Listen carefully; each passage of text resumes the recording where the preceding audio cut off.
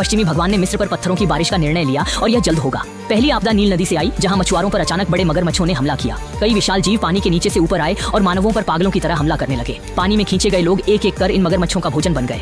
एक पल में नदी पर काम कर रहे मछुआरे नहीं बचे। इसके बाद कोई भी नील नदी पर कदम रखने की हिम्मत नहीं करता था। ये बस शुरुआत थी और दूसरी आपदा थी मिस्र के पानी में रहने वाली मछलियों की। सुबह होते ही नदी की सतह पर तैरती मछलियों की लाशों ने पूरी नदी को ढक लिया और लाल खून ने मिस्र के जल संसाधनों को प्रदूषित कर दिया। न केवल पानी में रहने वाले जीव समाप्त हो गए, बल्कि खेतों में बहने वाला पानी भी फसलों को नष्ट कर गया।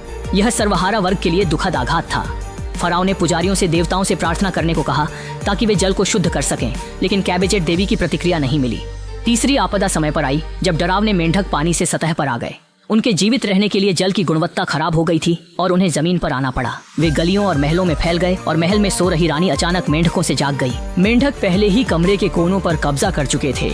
पानी के बिना मेंढक मानव निवास में मरने लगे, जिससे चौथी आपदा आई।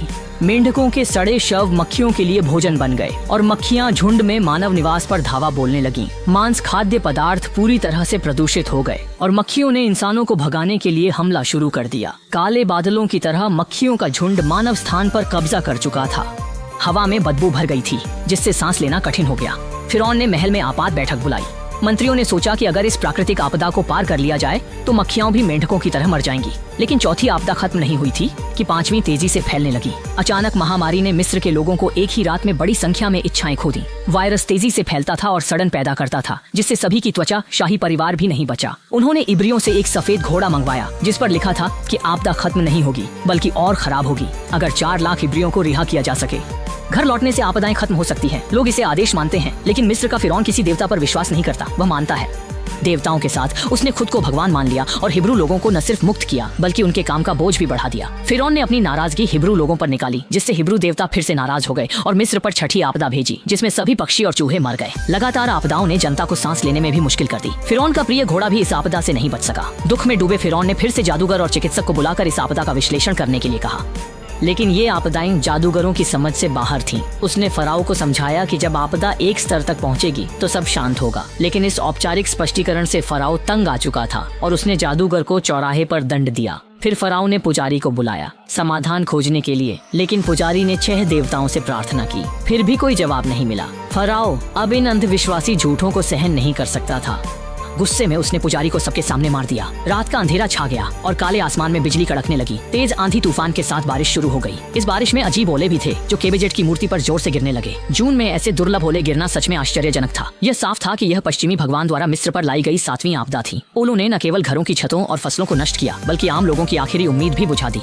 फराओ ने आकाश की ओर देखा। तूफान ने मिस्र को संकट में डाल दिया था। वह सिबर देवता के आगे झुकने को तैयार हो गया। एक सिबर व्यक्ति ने आकाश की ओर गुस्से में चिल्लाया। देवताओं की मदद मिली थी, लेकिन वह आपदा में मर गया और अधिकतर पीड़ित आम लोग थे। उसे नहीं पता था कि सिबर देवता किसे दंडित करना चाहते हैं। वह चाहता था कि आपदाएं शांत हो जाएं। अचानक सिबर देवता एक बच्चे के रूप में प्रकट हुए, पीछे खड़े हो गए और जाते समय उनके चेहरे पर रहस्यमयी मुस्कान थी, जो संकेत देती थी कि 8वीं आपदा अगले दिन सुबह आएगी।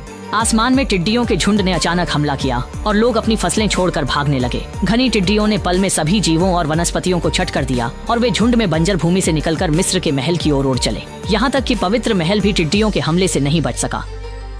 जनता की आखिरी उम्मीद भी खत्म हो गई। प्रारंभिक अनुमान के मुताबिक 1 करोड़ मीटर से ज्यादा की फसल पूरी तरह नष्ट हो गई।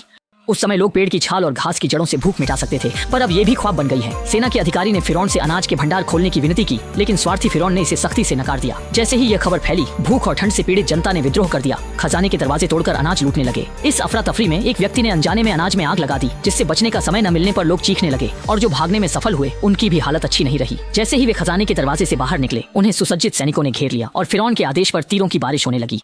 निहत्थे लोग निराशा में अपनी किस्मत को स्वीकार कर सकते थे। तीरों की बौछार के बाद निर्दयी गार्डों ने हमला जारी रखा। इस कदम ने पश्चिमी भगवान को चौंका दिया और भयानक 9वीं आपदा आई। जैसे ही बिजली गिरी, फिरौन के गार्ड शांत हो गए। निर्दोषों की पीड़ा देखकर मोशे ने पश्चिमी भगवान से आपदा रोकने की प्रार्थना की, लेकिन भगवान क्रोधित थे। उन्होंने मोशे से कहा कि हिब्रू लोग 400 वर्षों से गुलाम हैं। कितनी आपदाओं का सामना किया, फिर भी कौन सहानुभूति करेगा? अगर फिरौन अपनी जिद पर रहा तो मिस्र नष्ट हो जाएगा। जब देखा कि पश्चिमी भगवान की ओर से कोई रास्ता नहीं, तो मूसा फिरौन के पास गया। उसे चेताया कि सूर्यास्त से पहले ईश्वर के मार्गदर्शन को मानकर ही आपदा से बचा जा सकता है। लेकिन घमंडी फिरौन ने बातचीत को ठुकरा दिया और घमंड से कहा कि अगर और आपदाएं आईं तो वह इब्रियों से बदला लेगा और सभी इब्री बच्चों को फेंक देगा। काली शक्तियां तेजी से मिस्र में फैल गईं। यही वह 10वीं विपत्ति थी जो हिब्रू भगवान ने भेजी थी, पहलौठे की विपत्ति। जहां भी यह शक्ति गई वहां मिस्र के सभी परिवारों के पहलौठे रहस्यमय तरीके से मर गए, यहाँ तक कि फिरौन का एकमात्र संतान भी नहीं बचा। इस समय फिरौन ने अपनी अज्ञानता और बचपने को समझा, लेकिन तब तक बहुत देर हो चुकी थी और पूरे मिस्र में प्रियजनों की हृदय विदारक रोने की आवाजें गूंज रही थी। अगली सुबह फिरौन ने अपनी सेना के साथ मूसा को ढूंढा और सारी गलती मूसा पर मढ़ दी। मूसा ने बताया कि पिछली रात हिब्रू लोगों की संतानें सुरक्षित थीं। यह सुनकर फिरौन घबरा गया और सिबर देवता की सजा से डरते हुए उसने समझौता करने का निर्णय लिया। पीढ़ियों से 400 वर्षों तक गुलामी में रहे हिब्रू लोग आखिरकार आजाद हो गए। मूसा के नेतृत्व में वे अपने पैतृक स्थान कनान की ओर बढ़े, जबकि फिरौन को अपने बेटे को दफनाने का दुख सहना पड़ा। लेकिन जब उसने देखा कि बेटे को खोने के बाद रानी भी होश खो बैठी है, तो फिरौन की क्रूरता फिर से जाग उठी। उसने तुरंत अपनी सेना को संगठित किया और श्रेष्ठ सैनिकों को इकट्ठा किया। यह ठान लिया कि वह अपने बेटे के लिए 4 लाख हिब्रू लोगों को वापस लाएगा। मूसा ने सोचा कि फिरौन पलट सकता है, इसलिए पीछा ना हो, इस डर से मूसा ने खड़ी पहाड़ी से जाने का जोखिम लिया। लेकिन फिरौन पागल हो चुका था। उसने सैनिकों की सुरक्षा की परवाह किए बिना खतरनाक रास्ते से घोड़ा गाड़ी चलाने का आदेश दिया। इस बीच मूसा ने 4 लाख हिब्रू लोगों का नेतृत्व किया, जो 3 दिन और रात की यात्रा के बाद अपने खोए देश के करीब पहुंच रहे थे। लेकिन विशाल लाल सागर ने रास्ता रोक दिया। आगे पीछे के हमले की स्थिति ने मूसा को निराश कर दिया। उसने हिब्रू देवता से मदद की प्रार्थना की, लेकिन कोई जवाब नहीं मिला, जिससे मूसा का विश्वास डगमगाने लगा। फिर उसने गुस्से में अपनी तलवार लाल सागर में फेंकी। उसी समय एक उल्का भी सागर में गिरी। अगले दिन जब मूसा निराशा से जागा तो एक अजीब नजारा था। उसने देखा कि कौवे आकाश में घूम रहे थे और समुद्र का पानी पीछे हट रहा था। पिछली रात जो तलवार उसने फेंकी थी वह भी धीरे धीरे पानी की सतह पर आ गई। मूसा को विश्वास हुआ कि यह इब्राहिम के भगवान की ओर से घर लौटने का संकेत है। उसके नेतृत्व में 4 लाख इब्राहिम लोग लाल सागर पार करने लगे। इस समय फिरौन 4000 घुड़सवारों के साथ तेजी से पीछा कर रहा था। हिब्रू लोगों को खत्म करने के लिए वे खड़ी चट्टान पर बिना सोचे समझे बढ़े, जिससे एक गाड़ी किनारे से गिर गई। इससे न केवल बड़ी दुर्घटना हुई बल्कि भूस्खलन भी हुआ। ये सच में उस कहावत को सही साबित करता है, गाड़ी चलाने में लापरवाही से आंसू बहते हैं। सेना ने पीछा नहीं किया था,